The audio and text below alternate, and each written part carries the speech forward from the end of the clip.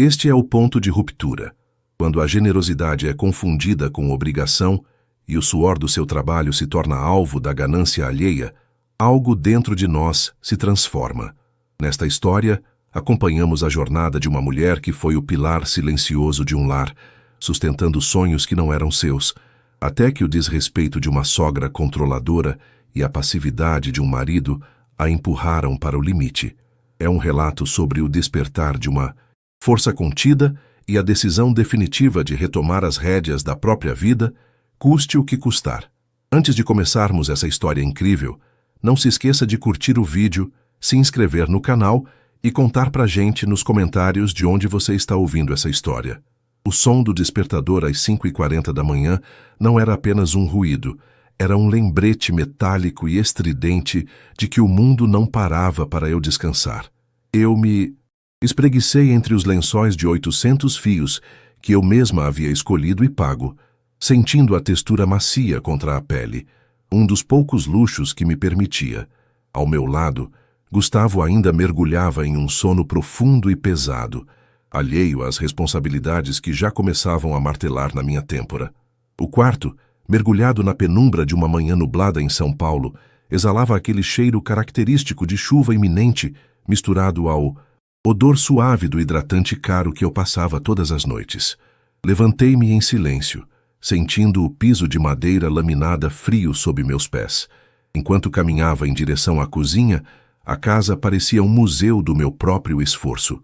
Cada móvel, desde o sofá de linho cinza até a geladeira de última geração que brilhava na penumbra, tinha sido fruto de bônus por metas batidas, noites em claro diante de planilhas e uma dedicação ferrenha a minha carreira como arquiteta sênior. Eu amava meu lar, ou pelo menos, amava o que ele representava, a minha independência. O problema era que aquela independência estava sendo gradualmente sufocada por presenças que não ajudavam a carregar o piano, mas faziam questão de escolher a música. Coloquei a água para ferver, o som do borbulhar preenchendo o silêncio da manhã, enquanto o café passava, exalando aquele aroma forte e terroso que era o único combustível capaz de me colocar nos trilhos. Ouvi a porta do quarto de hóspedes ranger. Meu estômago deu um nó. Dona Odete, minha sogra, já estava de pé. Ela não era uma visita de fim de semana. Ela havia se tornado uma sombra permanente nos últimos 3 meses, sob o pretexto de uma reforma interminável na casa dela no interior.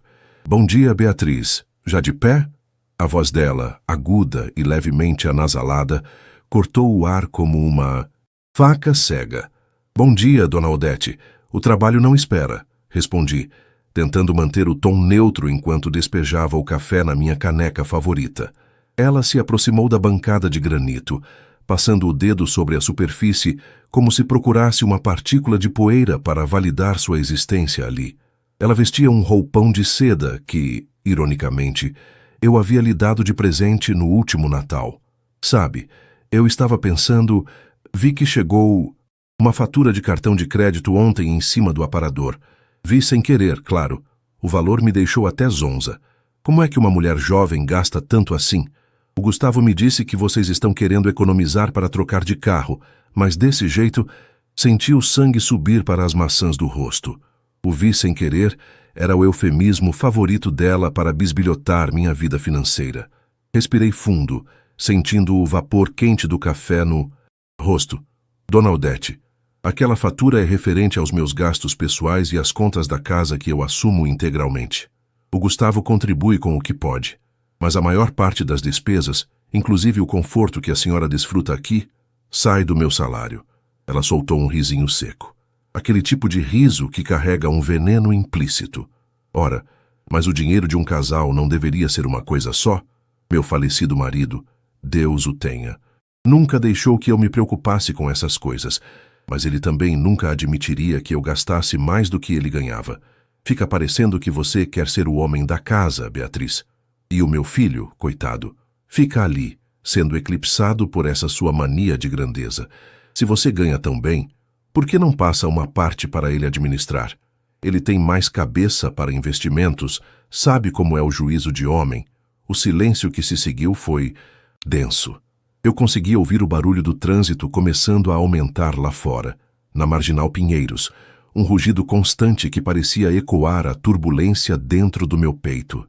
Eu trabalhava 12 horas por dia, lidava com mestres de obras difíceis, prazos apertados e clientes exigentes para ouvir que meu dinheiro deveria ser administrado por um homem que, embora eu amasse, mal conseguia organizar a própria agenda de reuniões na agência de publicidade onde trabalhava.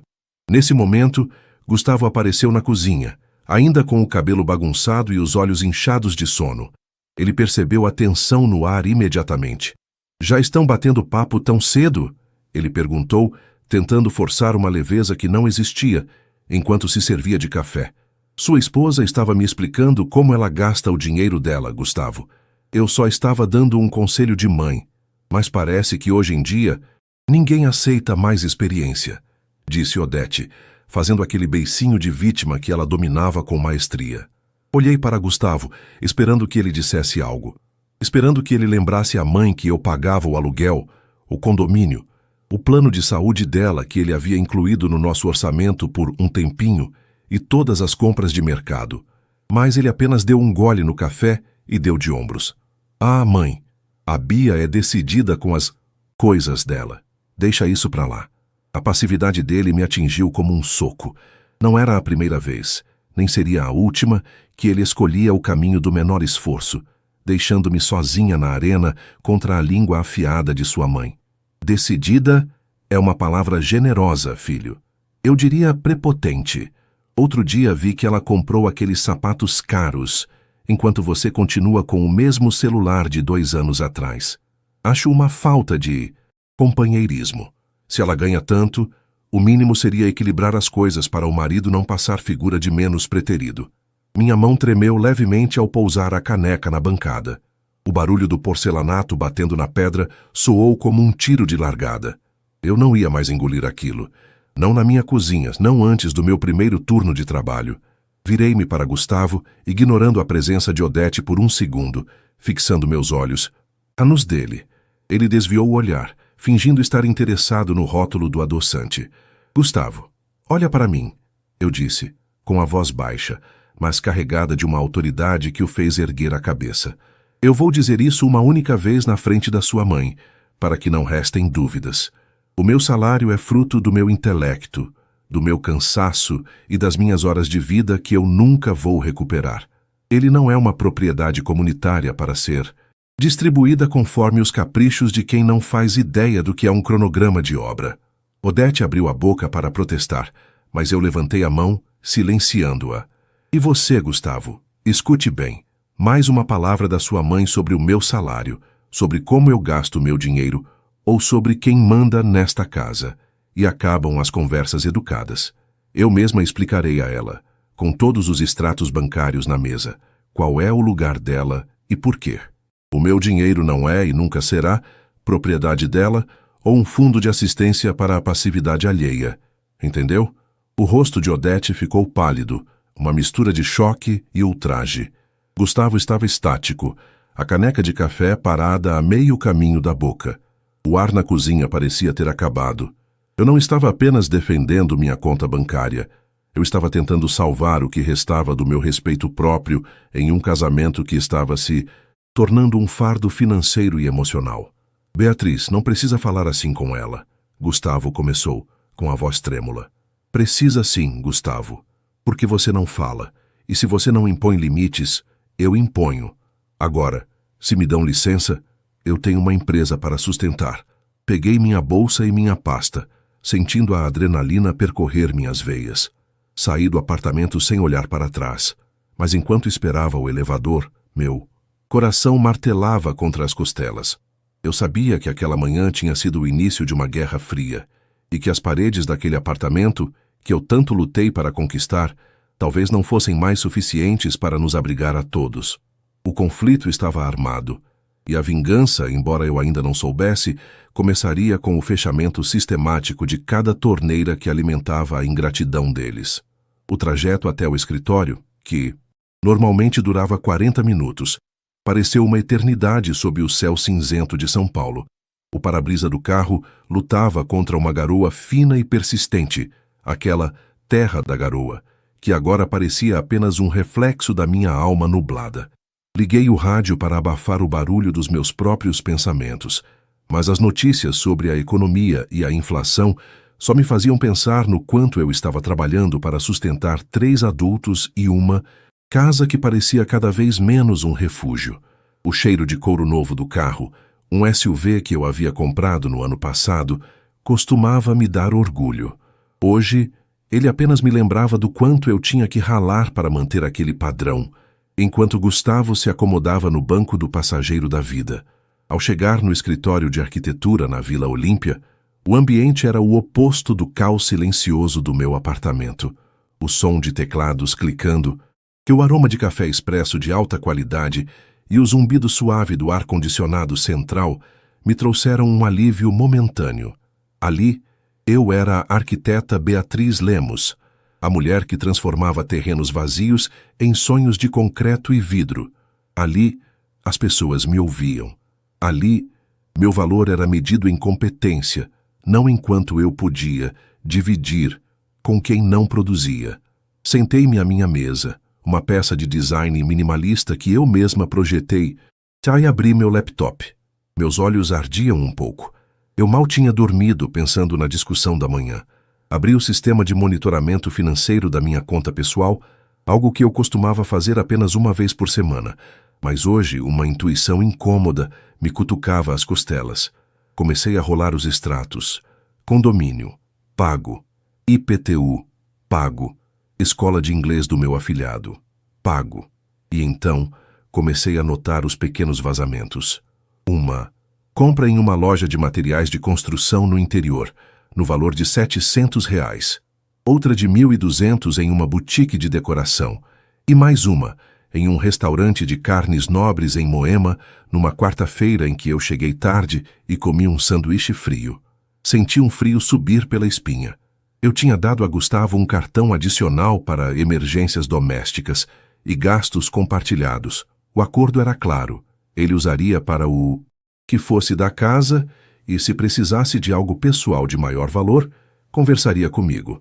Mas ali, nos últimos 30 dias, havia um rastro de gastos que não eram meus e certamente não eram para a nossa casa. O telefone vibrou sobre a mesa. Era uma mensagem de Gustavo no WhatsApp.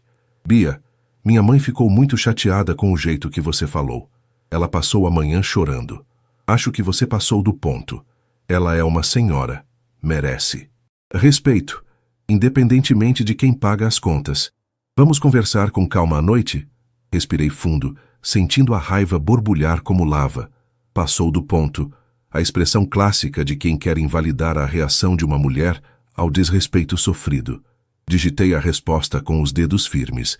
Gustavo, respeito se conquista, não se impõe por idade, especialmente quando a pessoa se sente no direito de gerir a vida financeira alheia. E, sobre conversar à noite, reserve um tempo, porque eu acabei de ver o extrato do cartão adicional. Espero que você tenha as notas fiscais de tudo o que foi comprado naquelas lojas de decoração e construção. A visualização foi imediata, mas a resposta não veio. O digitando apareceu e sumiu várias vezes, até que o celular silenciou. Aquilo era o golpe final. Ele estava usando o meu dinheiro para financiar a tal reforma da casa de Dona Odete, a mesma reforma que ela usava como desculpa para morar de graça sob o meu teto e criticar o meu estilo de vida. A ingratidão não tinha apenas voz. Ela tinha um custo financeiro direto que eu estava subsidiando. O resto do dia foi um borrão de reuniões e revisões de projetos. Visitei uma obra no Morumbi à tarde. O cheiro de cimento fresco e o barulho das betoneiras costumavam me acalmar, mas hoje, cada atraso de fornecedor me deixava mais irritada. Eu via os operários trabalhando duro sob o sol entre nuvens e pensava na dignidade daquele esforço. Eles sabiam o valor de cada centavo. Por que o homem com quem eu me casei parecia ter esquecido isso? Lembrei-me do início do nosso namoro, 7 anos atrás. Gustavo era um publicitário brilhante, cheio de ideias e energia. Ele me apoiava quando eu era apenas uma assistente júnior, mas, com o tempo, ele estagnou. A agência onde ele trabalhava passou por cortes, o salário dele congelou. E em vez de lutar por algo novo, ele se acomodou no conforto que o meu sucesso crescente proporcionava. O que começou como uma parceria se tornou uma relação de provedora e dependente. E a chegada de Dona Odete apenas oficializou essa dinâmica tóxica. Saí do escritório às 7 da noite. O trânsito estava um caos, típico de um final de dia chuvoso. Enquanto dirigia, passei por uma farmácia e comprei um calmante natural. Eu precisava estar lúcida. Não queria gritar, queria ser cirúrgica. Quando abri a porta do apartamento, o cheiro de fritura invadiu meu nariz. Dona Odete estava na cozinha, fritando bolinhos de chuva, como se nada tivesse acontecido. Gustavo estava sentado à mesa com o notebook aberto, mas fechou-o assim que eu entrei. Boa noite, eu disse, deixando minha bolsa na poltrona da entrada. Meu tom era gélido. Oi, Bia. Fiz bolinhos. Você quer? Estão quentinhos, do jeito que o Gustavo gosta, disse Dona Odete, sem olhar nos meus olhos, com um tom de voz excessivamente doce e falso. Não, obrigada. Eu vim para conversar, não para comer. Gustavo, podemos ir para o escritório? Perguntei, apontando para o cômodo que eu usava como home office. Ah, Beatriz, por que tanto mistério? Se for sobre o que eu disse hoje cedo, eu já te perdoei, viu? Eu sei que você anda estressada com esse trabalho de homem que você faz, Odete comentou, soltando uma risadinha nervosa enquanto mexia a colher na panela. Parei no meio da sala e me virei para ela. Dona Odete, a senhora não tem que me perdoar de nada. A senhora está na minha casa, comendo a comida que eu comprei e usando o gás que eu pago. E, pelo que vi no meu extrato hoje, a senhora também. Está usando o meu dinheiro para comprar revestimento para a sua casa no interior. Gustavo, eu perguntei se podemos conversar no escritório. Agora, Gustavo levantou-se, com o rosto vermelho de vergonha. Ele me seguiu em silêncio. Quando fechei a porta do escritório, o silêncio era tão pesado que parecia ter massa física. Bia, não é o que você está pensando. Ele começou, mas eu levantei a mão. Não comece com mentiras, Gustavo. Eu vi os valores. R$ 1.200 em uma loja de molduras e gesso. 700 em materiais hidráulicos. No meu cartão. Aquele que você disse que só usaria para as compras do mês porque o seu salário tinha ficado curto por causa das parcelas do seguro do carro. Minha mãe estava desesperada, Bia. O pedreiro disse que se ela não comprasse o material agora, ele ia embora da obra e ela ia ficar com a casa aberta. Eu ia te contar, eu ia te pagar assim que saísse o meu bônus. Que bônus, Gustavo? A sua agência não paga bônus há 2 anos. Você mentiu para mim. Você pegou o dinheiro que eu suei para ganhar e deu para uma mulher que passou a manhã me insultando e me chamando de prepotente. Você percebe a gravidade disso?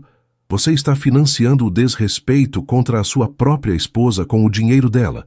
Ele sentou-se na minha cadeira de trabalho, escondendo o rosto nas mãos. Eu só queria paz, Beatriz. Minha mãe reclama o dia todo no meu ouvido. Você reclama do trabalho. Eu me sinto sufocado nessa casa. Tudo aqui é seu. Tudo tem o seu jeito, a sua marca. Eu me sinto um convidado no seu sucesso. E para se sentir em casa, você resolveu me roubar? Porque é isso que é, Gustavo. Usar meu cartão sem autorização para gastos de terceiros é desonesto. E o fato de você se sentir um convidado é porque você parou de construir. Você parou de ser meu parceiro e virou um satélite da sua mãe. Apontei para a porta. Eu tomei uma decisão. Eu não vou mais sustentar essa reforma. E eu não vou mais sustentar o luxo de ter alguém me insultando na minha própria cozinha. Dona Odete tem até o final de semana para arrumar as malas e voltar para a casa dela, com reforma concluída ou não. E você, Gustavo, você vai cancelar esse cartão adicional agora, na minha frente, e vai me dar um plano detalhado de como vai me pagar cada centavo que gastou sem o meu consentimento. Você não pode expulsar minha mãe assim, Beatriz. Ela não tem para onde ir com a casa em obras. Ele gritou, finalmente perdendo a calma. Ela tem a casa dela. Se está sem piso ou sem pintura, não é problema meu. O meu problema é manter a minha sanidade. Ou ela sai, Gustavo, ou quem sai. Sou eu. E se eu sair, eu levo tudo. Porque, como sua mãe gosta de lembrar, eu que fiz tudo sozinha. Ele me olhou com um misto de ódio e medo.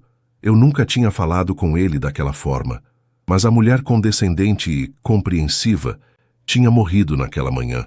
O que restava agora era uma mulher que sabia exatamente o valor de cada metro quadrado da sua vida.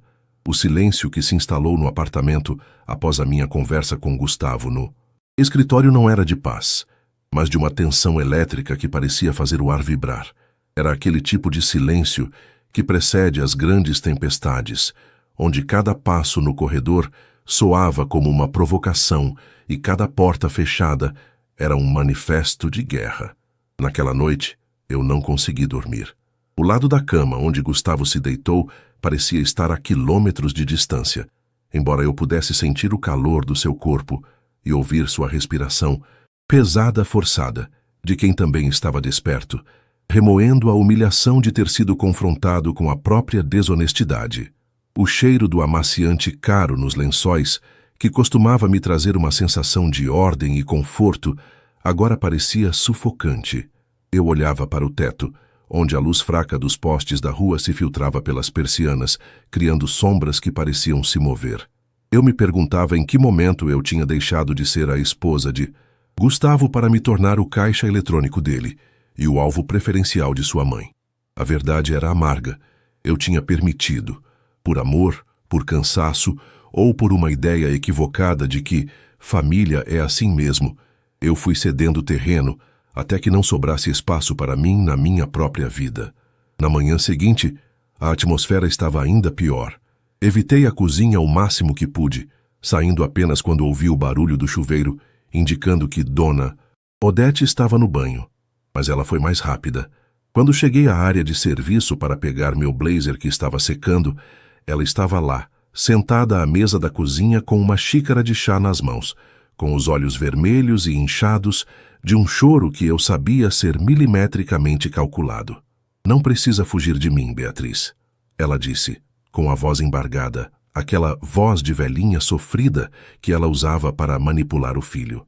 Eu já entendi que sou um estorvo. Nunca imaginei que, na minha idade, depois de tudo o que fiz para criar o Gustavo sozinha, eu passaria pela humilhação de ser expulsa de uma casa onde meu filho mora. Senti uma pontada de irritação subir pela minha espinha.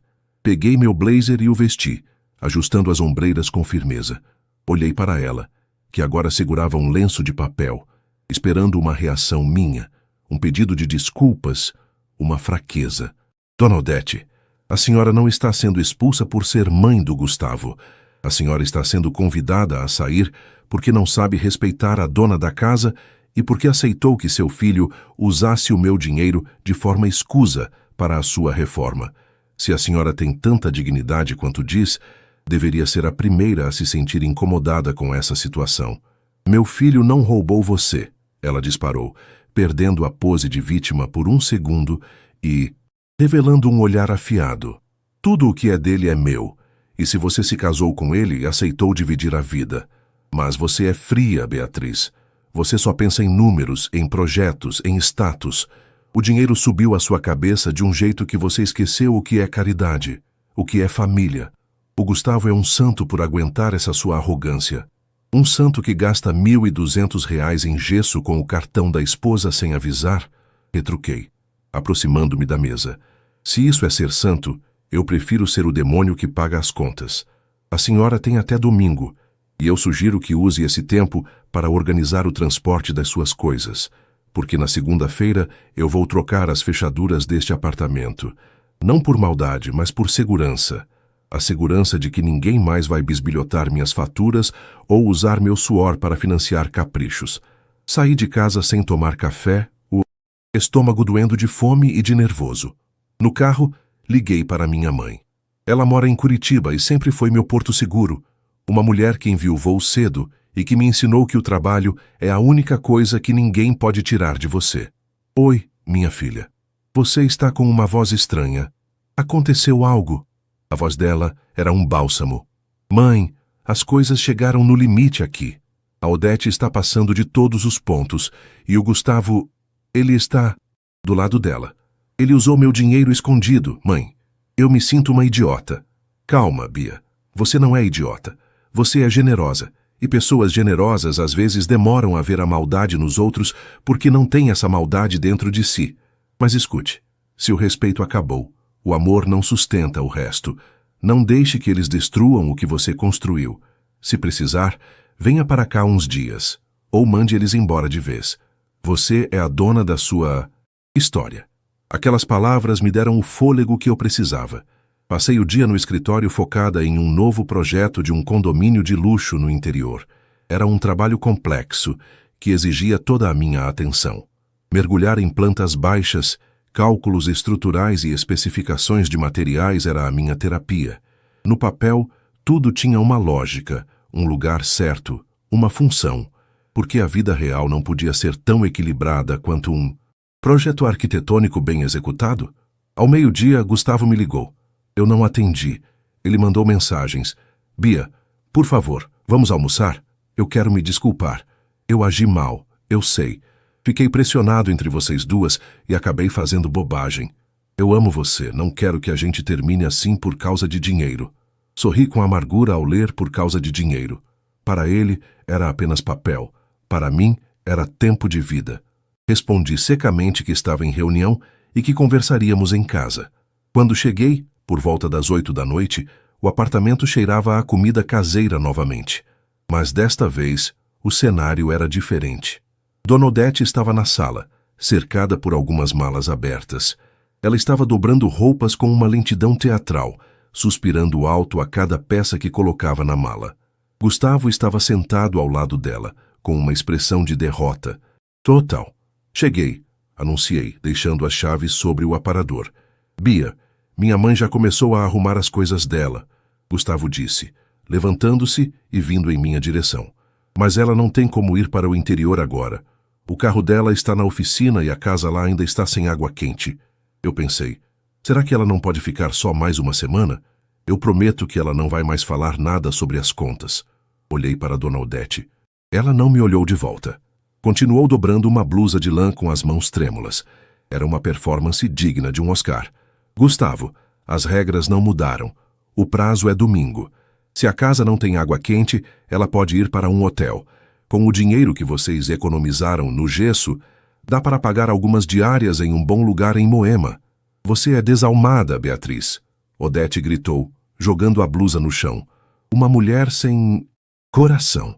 Você vai ficar sozinha com esse seu dinheiro e essas suas paredes bonitas. Ninguém vai te amar de verdade, porque você não sabe o que é sacrifício.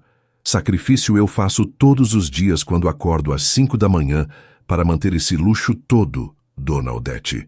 Minha voz subiu de tom, a paciência se esgotando. Sacrifício é aguentar seus insultos na minha cara enquanto eu pago os seus remédios e a sua comida. O que a senhora faz, não. É sacrifício, é parasitismo. Gustavo tentou intervir, segurando meu braço, mas eu me soltei com brusquidão. E você, Gustavo, se quer tanto que ela fique, pode ir com ela. A porta está aberta para os dois. Eu não vou mais aceitar ser desrespeitada sob o meu próprio teto. Escolha.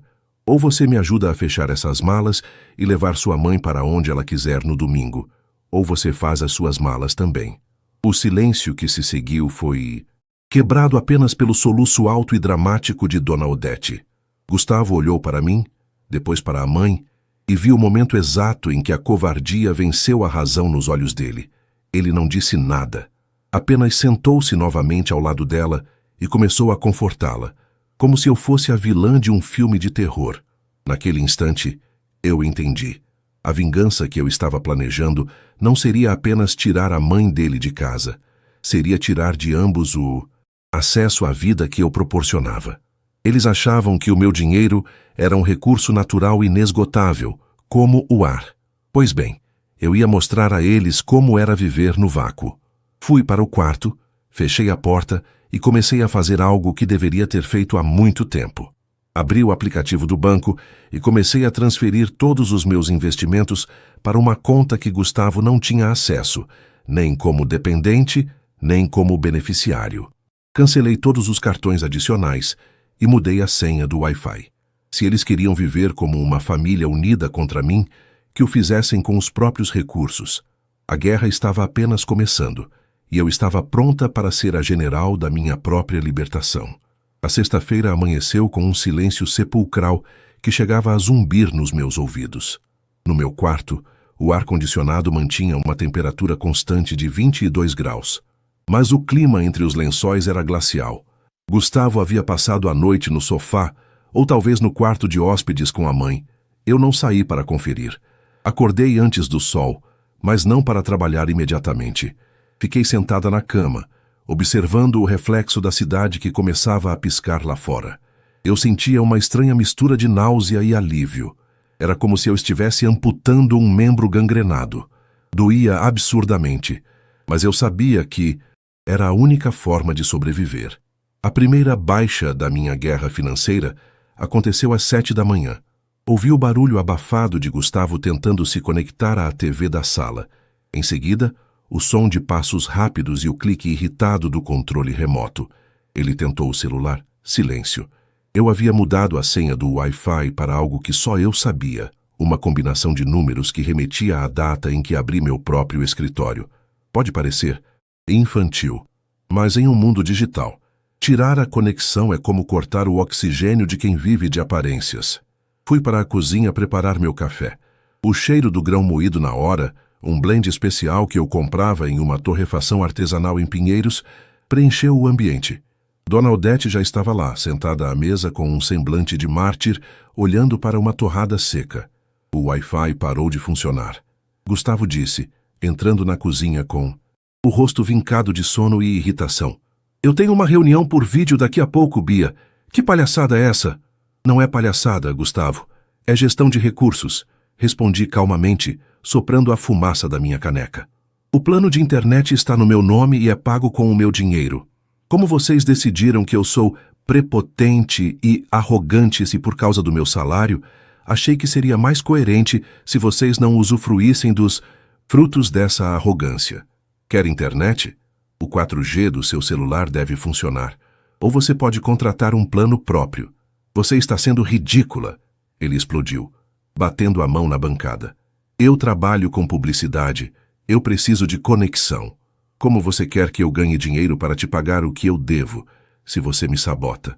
Use o bônus que você disse que ia receber. Retruquei, sustentando o olhar dele. Ou peça para a sua mãe vender uma daquelas molduras de gesso que eu paguei. Dona Odete soltou um suspiro longo, daqueles que vêm do fundo da alma. Veja só, meu filho, o nível a que chegamos. Tratar o próprio marido como um inquilino indesejado. Onde foi parar a sua educação, Beatriz? Seus pais não te ensinaram que em um casamento os bens são partilhados na alegria e na tristeza? Me ensinaram que casamento é parceria, Dona Odete. E parceria não envolve roubo silencioso e insultos constantes. A senhora tem 48 horas para sair. E, Gustavo, se eu fosse você, usaria o tempo para procurar uma agência que realmente te pague, porque a mamata de usar o meu cartão para o seu iFood e para os seus gastos de emergência acabou. Ontem à noite, eu bloqueei todos os adicionais. O rosto de Gustavo perdeu a cor. Ele puxou o celular do bolso e começou a digitar freneticamente. Eu sabia o que ele estava fazendo, tentando conferir o aplicativo do banco.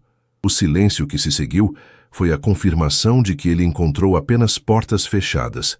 Eu havia desvinculado a conta conjunta, que eu alimentava sozinha, e transferido o saldo para uma conta individual nova.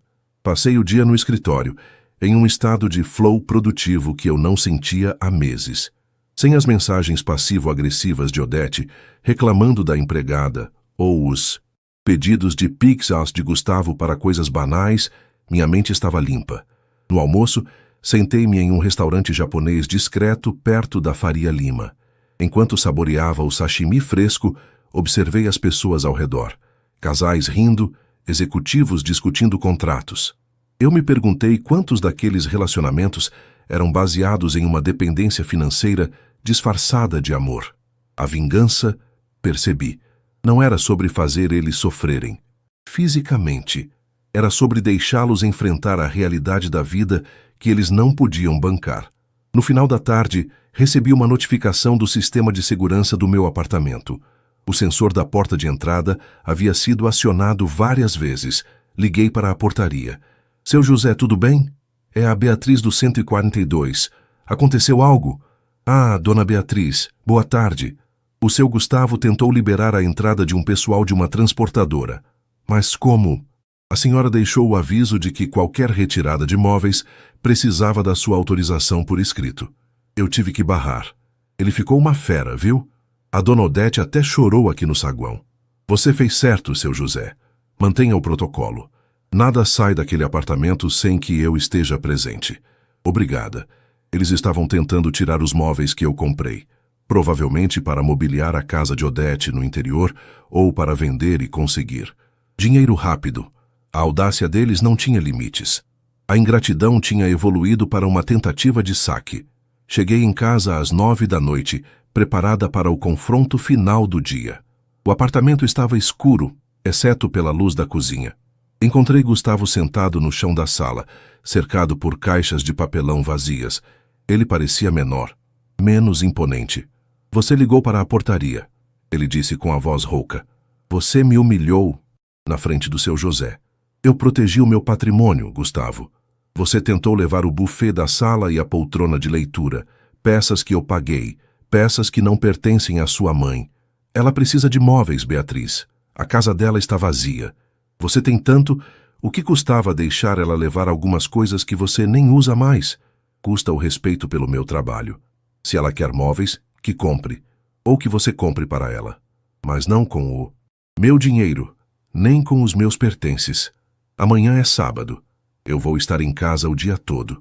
E eu vou supervisionar cada peça de roupa que sair por aquela porta. Dona Odete apareceu no corredor, vestida para dormir, mas com uma expressão de ódio puro.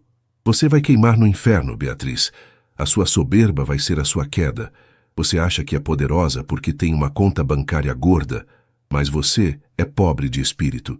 O Gustavo vai achar uma mulher de verdade que saiba o valor de um lar e não apenas o valor de um boleto. Se essa mulher de verdade estiver disposta a sustentar ele e a senhora, eu desejo toda a felicidade do mundo ao novo casal. Respondi, com um sorriso gélido que a fez recuar um passo. Agora, se me dão licença, eu vou dormir no meu quarto, que eu pago, sozinha. Tranquei a porta do quarto e encostei a cabeça na madeira.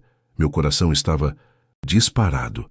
Eu não era uma pessoa vingativa por natureza, mas a sensação de retomar o controle era inebriante. Eu estava limpando a minha vida, centímetro por centímetro.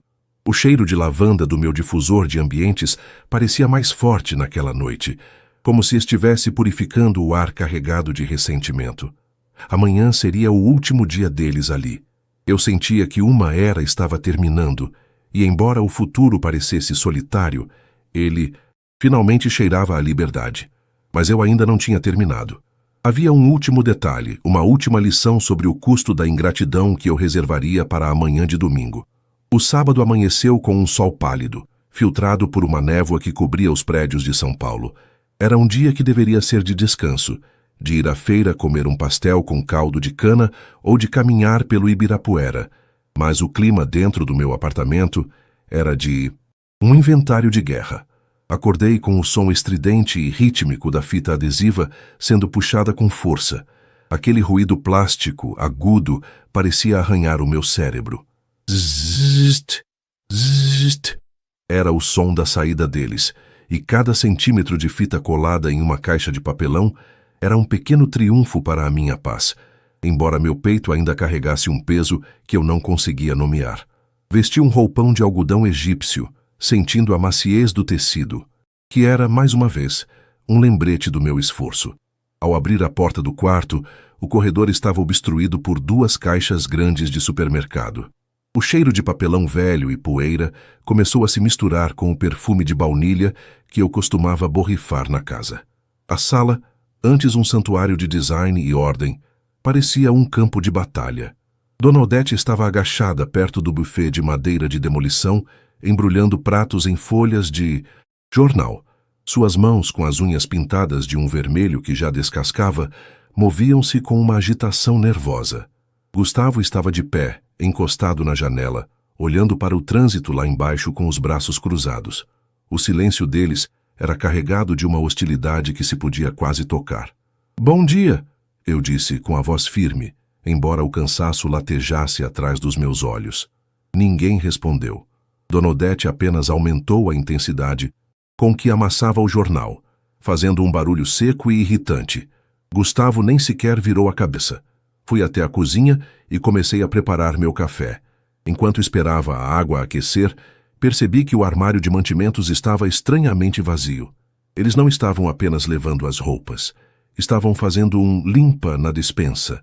Azeites caros, vinhos que eu guardava para ocasiões especiais, potes de geleia artesanal, tudo havia sumido. Senti uma onda de calor subir pelo meu pescoço. Não era pelo valor financeiro. Eu podia comprar tudo de novo com um clique no celular, mas pela mesquinhez do gesto. Era o roubo de quem se sente no direito de pilhar o que não ajudou a construir. Gustavo, chamei, voltando para a sala com a caneca na mão. Eu vi que vocês decidiram levar a despensa inteira. Os vinhos que meu pai me deu no meu aniversário de 30 anos também. Estão nessas caixas? Ele finalmente virou-se. Seus olhos estavam vermelhos, e a barba de 3 dias dava a ele um aspecto desleixado, quase patético. Minha mãe disse que você tem dinheiro para comprar outros, Beatriz. Ela vai precisar de comida na casa nova. E como você cortou meu acesso à conta, eu não tive como ir ao mercado comprar nada para ela levar. O que você queria? Que ela passasse fome no meio de uma reforma? Eu queria que vocês tivessem dignidade. Respondi, sentindo o gosto amargo do café na boca. Aqueles vinhos têm valor sentimental. Tire-os das caixas, agora, e as geleias também. Vocês podem levar o arroz, o feijão e o que for de consumo imediato, mas não vão saquear minha adega. Dona Odete levantou-se com dificuldade, apoiando as mãos nos joelhos e soltando um gemido dramático de dor. Você está contando até os potes de geleia, Beatriz, que... Mulher pequena você se tornou. Uma acumuladora de coisas. O que são 2 garrafas de vinho para quem mora nessa cobertura? Você prefere ver seu marido e sua sogra saindo daqui com as mãos abanando só para massagear seu ego? Eu prefiro que a senhora aprenda, nem que seja no último dia, que nada aqui é nosso, é meu. E o que eu decido dar é um presente. O que a senhora pega sem pedir é furto. Gustavo, eu não vou repetir. Tire os vinhos das caixas. Se eu encontrar mais alguma coisa que seja de valor pessoal meu nessas malas, eu chamo a polícia e a gente resolve essa mudança na delegacia. Gustavo soltou um riso sarcástico, mas caminhou até uma das caixas e começou a revirar o conteúdo com raiva. Ele tirou as 2 garrafas de vinho tinto, embrulhadas em plástico bolha, e as bateu em cima da mesa de jantar, fazendo o tampo de vidro vibrar. Pronto, tá feliz agora. Vai beber o seu vinho caro sozinha no escuro, já que não tem mais ninguém que te suporte nesta casa. Eu vou beber com a consciência limpa, Gustavo. E no escuro eu não vou ficar, porque eu pago a conta de luz. O resto da manhã foi um exercício de paciência. Eu me sentei na poltrona da sala e comecei a ler um livro, ou pelo menos fingir que lia. Na verdade, eu estava vigiando. Cada vez que Odete passava para o quarto de hóspedes, eu acompanhava seus movimentos pelo reflexo do espelho da sala. Vi quando ela tentou esconder um jogo de toalhas de banho bordadas dentro de uma fronha. Dona Odete, essas toalhas ficam, avisei, sem tirar os olhos do livro. Mas foram presente de casamento, ela gritou do quarto. Foram presentes dados à nossa casa, comprados pela minha tia. E como a senhora não faz parte do casamento e o Gustavo está saindo, elas permanecem no imóvel. Pode devolver. Ouvi um objeto sendo arremessado contra a parede no quarto. Provavelmente uma almofada. Eu não me movi. Meu coração, que antes disparava em qualquer confronto, agora batia em um ritmo constante e frio. Eu estava me dessensibilizando. A dor da traição estava sendo substituída por uma frieza administrativa. Eu não via mais o homem que eu amei ali. Via apenas um estranho que permitiu que o respeito fosse corroído até o osso. No almoço, a situação atingiu o ápice do absurdo. Eles pediram uma pizza, provavelmente com os últimos trocados que Gustavo ainda tinha na carteira ou usando algum crédito remanescente. O cheiro de queijo derretido e orégano invadiu a sala. Eles comeram na cozinha, falando baixo, sussurrando como conspiradores. Eu continuei na sala, comendo uma salada simples que eu mesma preparei. Mãe, não chora, eu ouvi Gustavo dizer. A gente vai dar um jeito. Eu vou pedir um adiantamento na agência e a gente termina o piso da sua sala. A gente não precisa dessa humilhação. Eu nunca achei que veria meu filho ser tratado como um cachorro por uma mulher que não tem um pingo de religião no corpo. Odete respondeu entre soluços falsos. Ela vai pagar, Gustavo. O mundo dá voltas. Um dia, ela vai estar velha e sozinha e vai implorar por um copo de água e não vai ter ninguém. Sorri comigo mesma. Elas sempre apelam para o futuro sombrio da mulher independente. Vai ficar sozinha, como se a companhia deles, baseada em mentiras e exploração, fosse preferível à solidão produtiva e pacífica que eu estava conquistando. Eu preferia 1000 vezes a quietude das minhas paredes do que o ruído constante da manipulação. À tarde, o caminhão de mudança que Gustavo conseguiu contratar, um caminhão pequeno, visivelmente desgastado, encostou na frente do prédio. Eu desci com eles. Não confiava que eles não tentariam passar algo pela portaria que eu não tivesse autorizado. O seu José, o porteiro, olhava para a cena com uma mistura de pena e curiosidade. O processo de carregar o caminhão foi lento. Cada caixa que saía deixava um buraco na decoração, mas preenchia um espaço na minha alma. O apartamento começou a ecoar. O som dos passos no corredor tornou-se mais alto, mais vazio. Quando o caminhão estava quase cheio, Gustavo parou na minha frente. Ele estava suado, com uma mancha de poeira na camiseta. É isso, então? Ele perguntou. 7 anos jogados no lixo por causa de alguns R$1000 e um desentendimento com a minha mãe? Você vai mesmo acabar com tudo assim, sem nem tentar uma terapia, sem nem tentar conversar? Gustavo, eu disse, olhando profundamente nos olhos dele, procurando o homem que eu conheci e não encontrando nada além de ressentimento. Não foi por causa de alguns R$1000. Foi por causa da mentira. Foi por causa de cada vez que você ouviu sua mãe me insultar e ficou calado para não perder o conforto. Você não quer salvar o casamento. Você quer salvar o seu estilo de vida patrocinado por mim. E isso, meu caro, não tem terapia que resolva. Dona Odete apareceu na porta do prédio, carregando uma última bolsa de mão. Ela me olhou com um desprezo profundo. Vamos, Gustavo, não gaste suas palavras com quem não tem alma. Que o seu dinheiro te faça companhia, Beatriz, porque é só isso que você vai ter. Eles entraram no caminhão. Gustavo no banco do passageiro, Odete no meio. O motor diesel rugiu, soltando uma fumaça preta que se dissipou rapidamente no ar da tarde. Eu fiquei ali, na calçada, observando. O caminhão se afastara em direção à rodovia que os levaria para o interior. Senti uma gota de chuva no rosto. Depois outra. A garoa de São Paulo estava de volta. Subi para o meu apartamento. Ao abrir a porta, o silêncio me abraçou. Não havia mais o som da TV alta. Não havia mais o cheiro de fritura. Não havia mais o zumbido da fita adesiva. Caminhei até a cozinha. Peguei uma das garrafas de vinho que eu recuperei e abri. O som da rolha. Saindo foi o acorde final daquela sinfonia de desmonte. Servi uma taça e fui para a varanda. A cidade estava acendendo suas luzes. Eu estava exausta. Meu corpo doía. Mas pela primeira vez em meses, eu conseguia respirar fundo sem sentir que o ar pertencia a outra pessoa. A vingança não foi um ato de violência. Foi o ato de fechar a porta. Mas eu sabia que o domingo ainda reservaria o silêncio do pós-guerra.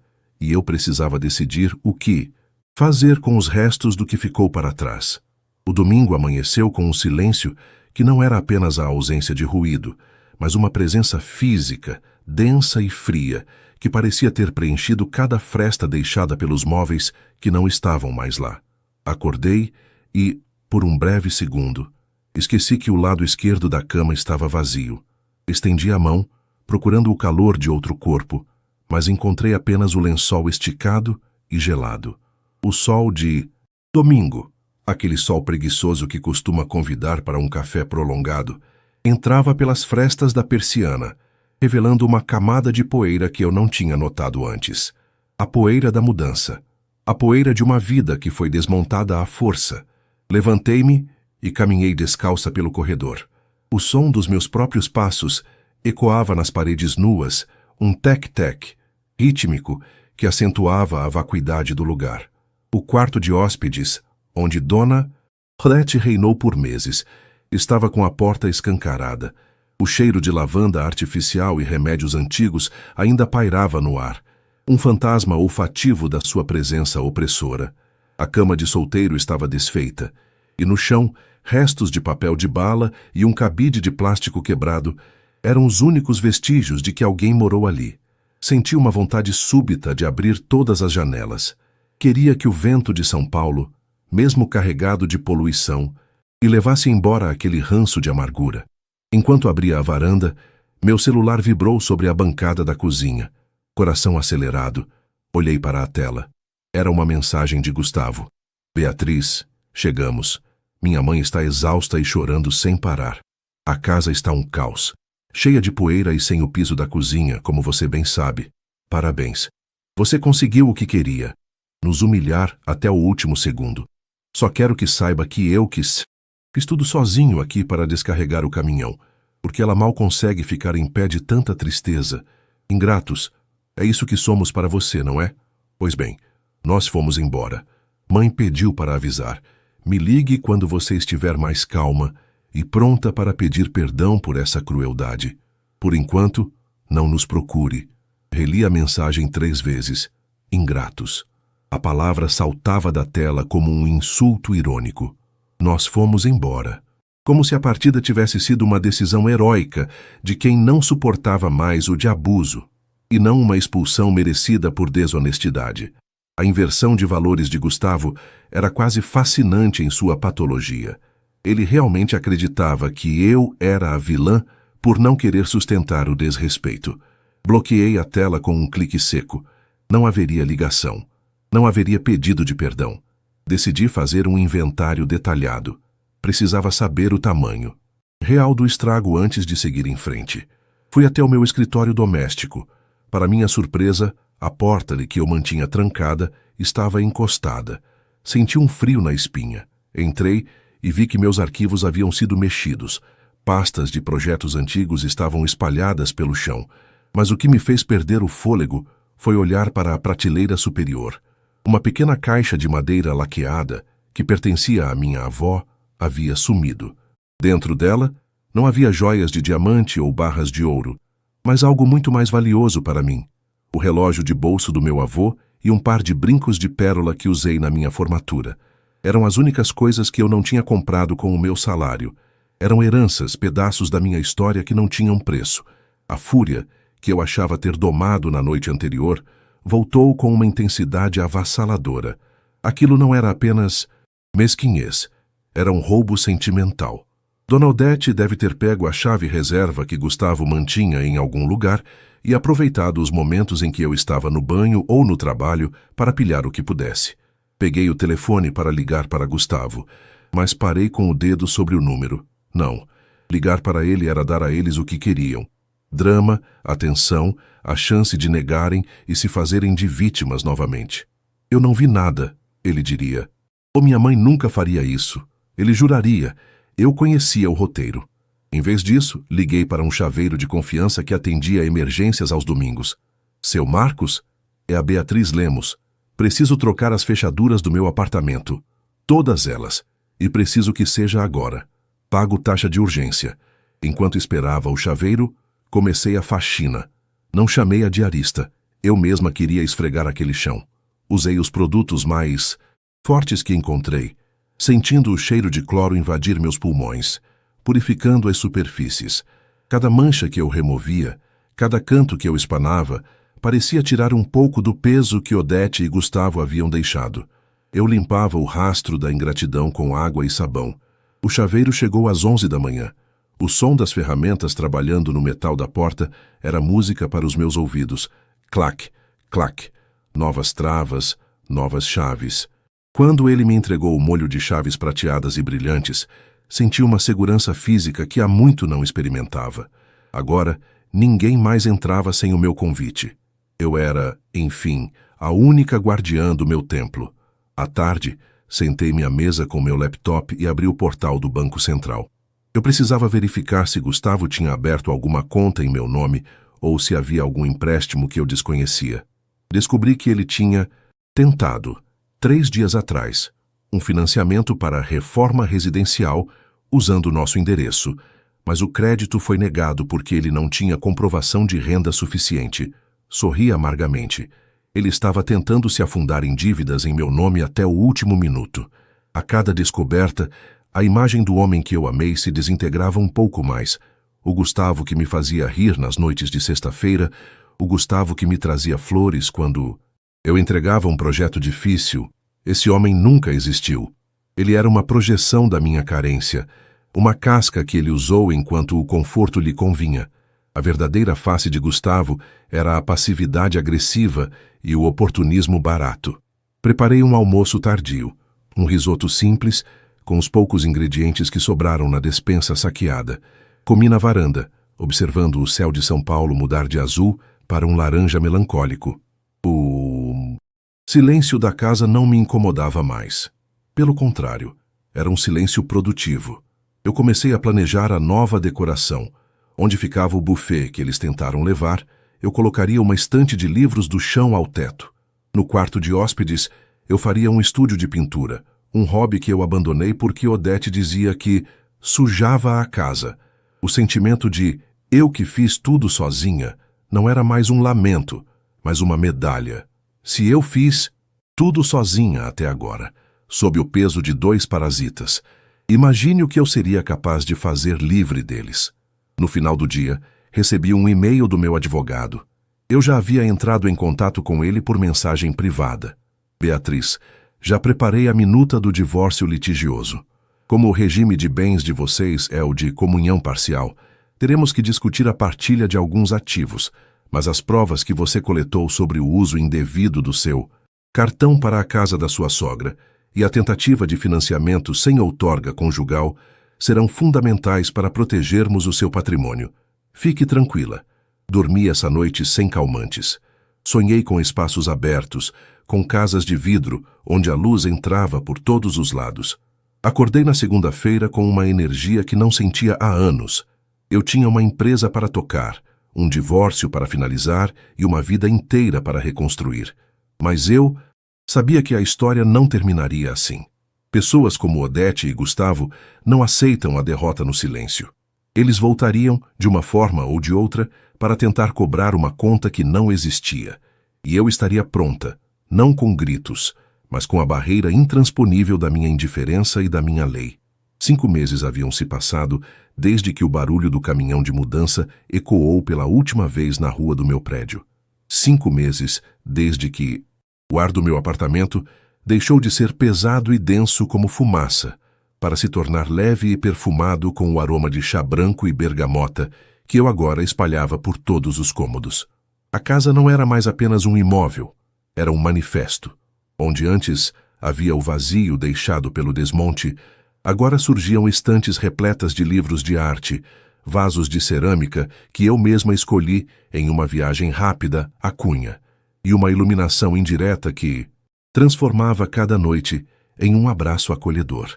Eu estava sentada em minha nova poltrona de couro caramelo, sentindo o toque macio do material sob meus dedos.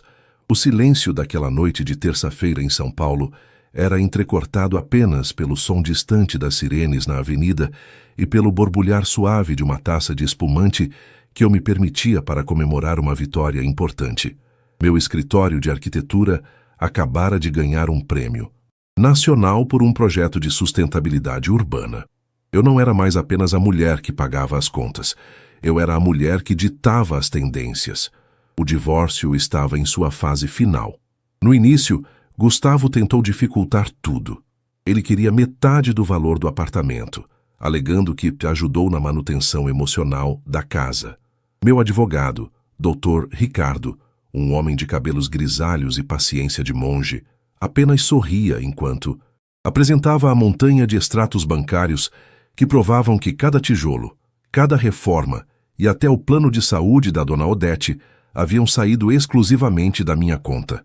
A justiça brasileira pode ser lenta, mas quando as provas são documentos fiscais e transferências bancárias unilaterais, o realismo se impõe sobre a vitimização. No meio daquela tarde, meu celular vibrou. Um número desconhecido, mas com o DDD do interior. Atendi por curiosidade profissional. Beatriz, a voz era baixa, arrastada, quase irreconhecível. Era Gustavo. Senti um calafrio, mas não de medo. Era uma estranheza, como se um fantasma do passado estivesse tentando discar para o presente. Oi, Gustavo. O que você quer? Achei que o Dr. Ricardo tivesse deixado claro que todas as comunicações deveriam ser feitas através dos advogados. Eu sei, mas eu precisava falar com você. As coisas aqui estão difíceis, Bia. O telhado da casa da minha mãe cedeu na última chuva. O pedreiro sumiu com o último dinheiro que eu tinha guardado. Eu perdi o emprego na agência. O pessoal disse que eu andava desmotivado. Eu não tenho como terminar a obra e minha mãe está morando no que sobrou da sala. Ouvi o som de um suspiro do outro lado da linha. Imaginei Gustavo sentado em uma cadeira de plástico, cercado por paredes, sem reboco, exatamente onde ele escolheu estar quando decidiu que a minha generosidade era uma fonte inesgotável. E por que você está me ligando, Gustavo? Perguntei, mantendo a voz tão neutra quanto o cinza das minhas novas paredes. Eu pensei que, a gente viveu tanto tempo juntos. Se você pudesse fazer um empréstimo, só o suficiente para o telhado, eu te pago com juros assim que eu me recolocar. Minha mãe está doente, Bia. O frio do interior está acabando com as juntas dela. Ela se arrepende de tudo o que disse. Ela jura por Deus. Eu podia quase sentir o cheiro de mofo e desespero através do telefone.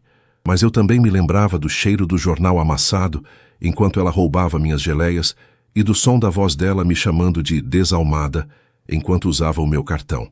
Gustavo, escute bem, eu disse, levantando-me e caminhando até a janela, observando o mar de luzes da cidade que eu ajudei a construir. O tempo da caridade acabou no domingo em que você subiu naquele caminhão. O que está acontecendo com a casa da sua mãe é o resultado direto da sua falta de planejamento e da desonestidade de ambos. Vocês quiseram viver do meu suor sem respeitar quem trabalhava. Agora vocês estão vivendo sob o teto que vocês mesmos construíram, ou que deixaram de construir. Você não tem coração. Beatriz, é a minha mãe! Ele gritou, a voz subindo de tom, revelando a velha arrogância que ainda morava nele. Eu tenho um coração excelente, Gustavo, tanto que ele parou de bater por quem não me valoriza. Ah, e sobre a caixa de madeira da minha avó, eu sei que está com vocês. Eu vi o anúncio em um site de vendas de antiguidades da região de vocês. Se a caixa e o relógio de bolso do meu avô não chegarem pelo correio até sexta-feira, eu não vou apenas processar você por apropriação indébita. Eu vou incluir a sua mãe na queixa-crime. E eu tenho as fotos e o anúncio salvos. O silêncio do outro lado foi absoluto. O pânico de ser pego na própria mesquinhez era o único som que restava. Eu mando amanhã, ele murmurou, a voz agora apenas um sussurro quebrado. Ótimo. E Gustavo? Fiz uma pausa dramática, lembrando da mensagem que ele me enviou meses atrás. Não me ligue mais. Se a sua mãe estiver reclamando, diga a ela o que você me disse. Mãe, me ligue quando você estiver mais calma. Talvez daqui a uns 10 anos, quando vocês aprenderem o que é dignidade. Desliguei. Não bloqueei o número imediatamente, apenas para sentir o prazer de ver a tela escurecer. A vingança, eu percebi naquele momento, não era ver eles na miséria. A miséria deles já existia dentro deles. Muito antes de eu aparecer, a minha vingança foi o sucesso. Foi acordar e não ter que pedir desculpas por ser foda. Foi ver que o meu dinheiro, agora, servia apenas para me fazer feliz e ajudar quem realmente merecia. Na sexta-feira, a encomenda chegou. A caixa de madeira laqueada estava um pouco arranhada, mas o relógio de bolso do meu avô ainda marcava o tempo com precisão. Coloquei os brincos de pérola e olhei-me no espelho. Eu estava radiante. A arquiteta Beatriz Lemos não tinha apenas reformado casas, ela tinha reformado a própria alma. Saí para jantar com alguns amigos do escritório. O restaurante era um dos mais badalados da Oscar Freire. Enquanto subia os degraus de mármore, sentindo o clique firme do meu salto alto, lembrei-me daquela manhã na cozinha com Dona Odete. Lembrei-me do medo que eu tinha de ficar sozinha. Hoje, cercada de pessoas que admiravam. meu talento e minha força, eu percebi que a pior solidão não é estar desacompanhada, mas estar com pessoas que fazem você se sentir pequena para que elas se sintam grandes. Ergui minha taça de vinho em um brinde silencioso para mim mesma, eu que fiz tudo sozinha. E faria tudo de novo e exatamente do mesmo jeito, só para sentir o sabor doce e refrescante dessa liberdade que ninguém, absolutamente ninguém, pode me tirar. A história de Beatriz termina aqui, mas a vida dela está apenas começando. Ela aprendeu que o seu valor não é negociável e que a maior vingança contra a ingratidão é viver uma vida tão incrível que o passado se torna apenas uma nota de rodapé em um projeto grandioso. Gostou da reviravolta da Beatriz? Se você vibrou com cada etapa dessa retomada de poder, não esqueça de deixar o seu like e se inscrever no canal. Sua interação é o que nos motiva a trazer dramas humanos tão profundos e reais como este. Aproveite para ativar o sininho e não perder os próximos relatos de superação e justiça que postamos semanalmente. Nota sobre a produção deste conteúdo. Este vídeo é o resultado de uma colaboração inovadora entre a sensibilidade humana e a tecnologia avançada. A estrutura narrativa, os dilemas morais e a direção emocional desta história foram inteiramente guiados por uma equipe humana, enquanto a inteligência artificial foi utilizada como uma ferramenta poderosa para detalhar cenários, expandir diálogos e garantir uma experiência sensorial imersiva. Acreditamos que a união entre o toque criativo humano e o potencial da IA nos permite entregar histórias cada vez mais ricas, detalhadas e impactantes para você. Obrigado por fazer parte desta nova era do entretenimento digital.